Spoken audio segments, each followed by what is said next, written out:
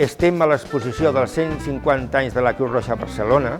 L'exposició recull els fets de la Creu Roja a Barcelona des de la seva fundació, el 1872, fins a l'actualitat. Dintre d'aquests fets destacaríem el paper de Creu Roja amb els conflictes d'ultramar, la Setmana Tràgica, un fet importantíssim que és la creació de l'Hospital de la Creu Roja al carrer 2 de Maig.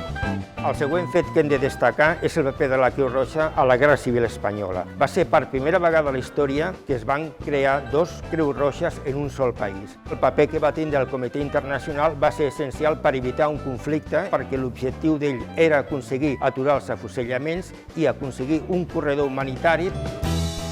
En aquest espai podem veure un vídeo aconseguit de la BBC que mostra un dels fets importants, que va ser l'intercanvi de presoners acordat entre el govern britànic i el govern alemany, que van triar el port de Barcelona per fer aquest intercanvi supervisat per la Creu Roja. En aquesta exposició tenim diferents objectes històrics i algun emblemàtic com aquesta Bultaco alpina, que és una rèplica de les 6 motos que es van fer per Creu Roja de Barcelona.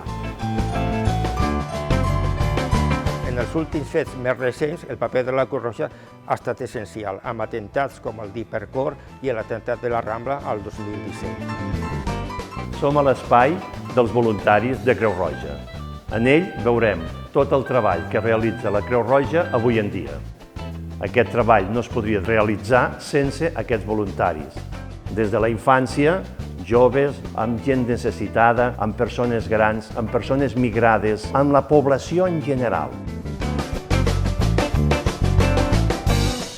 Finalment, tenim aquí un espai en el que 15 artistes multidisciplinaris que han plasmat els seus sentiments causats per aquesta pandèmia de Covid.